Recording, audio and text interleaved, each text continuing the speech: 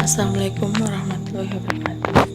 Kembali lagi dengan saya Hilvina Oktianingsih dengan NIM 121922228 dari kelas 12 3A09 Universitas Bina Sarana Informatika Yogyakarta.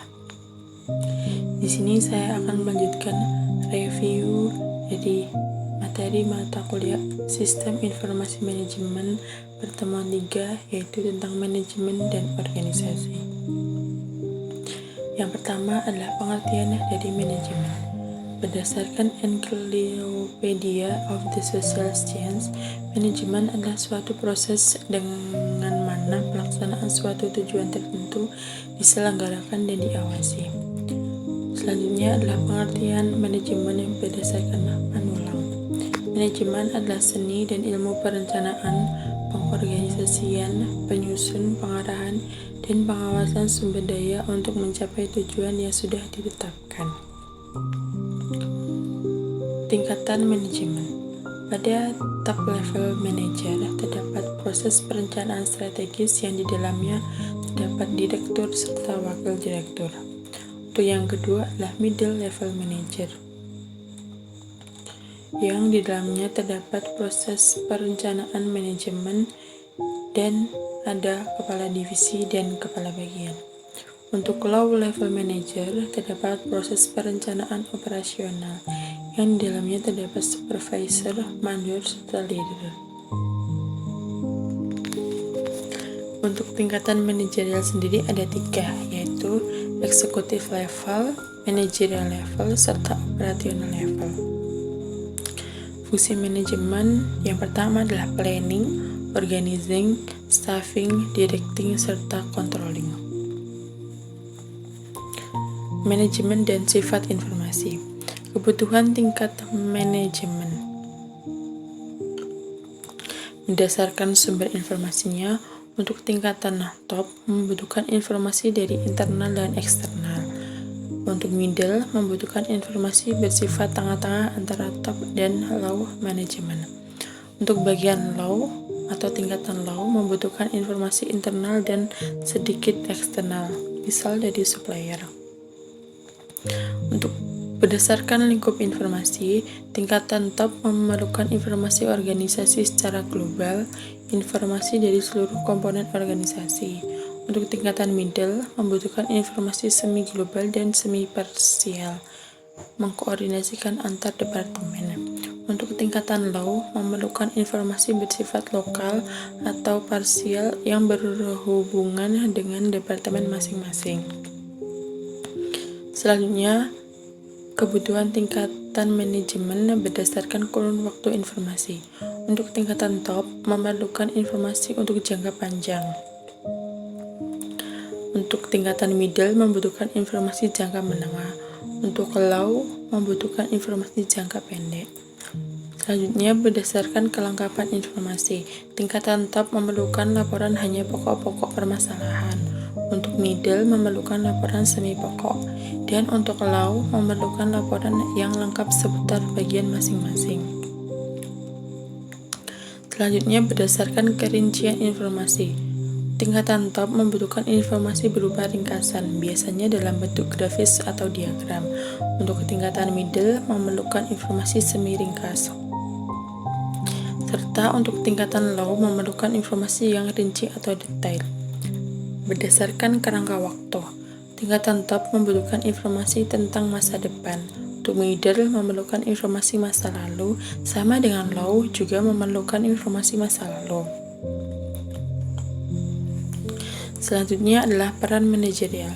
Peran antar pribadi diantaranya ada figurehead atau kepala, leader, pemimpin, liaison, penghubung. Untuk peran informasinya yaitu monitor atau pemantau, diseminator, pewarta atau selanjutnya spokesperson, juru bicara. Untuk peran keputusan dari manajerial adalah entrepreneur atau wirausaha, disturbance handler, pemecah masalah, resource allocation, pembagi sumber daya, serta yang terakhir adalah negosiator atau perunding. Manajer harus memiliki keahlian berupa komunikasi serta memecahkan masalah. Untuk pengetahuan dasarnya harus mengetahui tentang komputer serta informasi.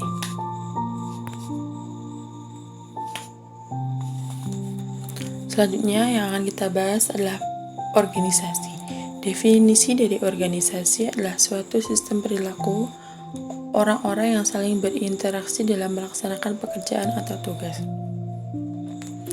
Definisi dari struktur organisasi adalah kerangka dan susunan perwujudan pola tetap hubungan-hubungan di antara fungsi-fungsi.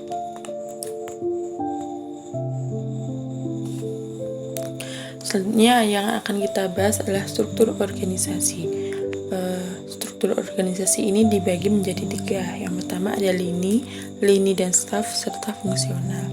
Yang pertama kita akan membahas tentang struktur organisasi lini, yang di dalamnya hubungan antara pimpinan dan bawahan masih bersifat langsung melalui satu garis wewenang. Jumlah karyawan masih sedikit, pucuk pimpinan biasanya pemilik perusahaan, serta organisasinya masih tergolong kecil.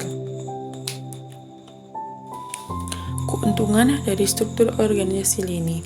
Yang pertama, kesatuan pimpinan berada dalam satu tangan. Yang kedua, pengambilan keputusan cepat. Yang ketiga, garis pimpinan tegas. Serta yang keempat adalah pengendalian secara ketat dapat dilaksanakan.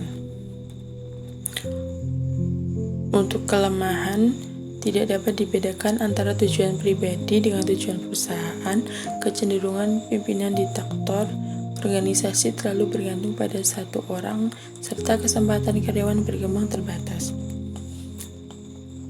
Selanjutnya adalah struktur organisasi lini dan staf.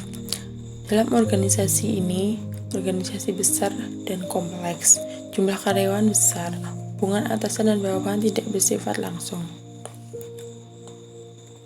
Untuk keuntungan dari struktur organisasi lini dan staf, yang pertama adalah pimpinan tetap berada pada satu tangan, adanya pembagian tugas yang jelas, serta bakat dapat dikembangkan. Sedangkan untuk kelemahannya, tidak ada perbedaan antara perintah dan bantuan. Solidaritas karyawan kurang karena tidak saling mengenal, serta persaingan yang kurang sehat sering terjadi. Selanjutnya adalah struktur organisasi fungsional, di mana pembidangan tugas dapat dibedakan dengan jelas, spesialisasi karyawan dapat berkembang optimal, serta bawahan akan menerima perintah dari beberapa atasan. Untuk keuntungan dari struktur organisasi fungsional, yang pertama adalah karyawan dapat terampil di bidang masing-masing, efisiensi dan produktivitas dapat ditingkatkan, serta solidaritas moral dan disiplin karyawan tinggi. Untuk kelemahannya, pekerjaan kadang-kadang sangat membosankan, dan juga karyawan hanya mementingkan bidangnya. Selanjutnya kita akan membahas visi dan misi perusahaan. Yang dimaksud dari visi adalah sesuatu yang didambakan untuk dimiliki di masa depan, menggambarkan aspirasi masa depan tanpa menspesifikasi cara-cara untuk mencapainya. Sedangkan yang dimaksud dari misi sebuah perusahaan adalah apa yang harus dikerjakan oleh perusahaan dalam usahanya mewujudkan visi yang telah dirumuskan. Sekian review yang bisa saya bahas. Mungkin banyak kesalahan, saya mohon maaf. Terima kasih, semoga bermanfaat. Wassalamualaikum warahmatullahi wabarakatuh.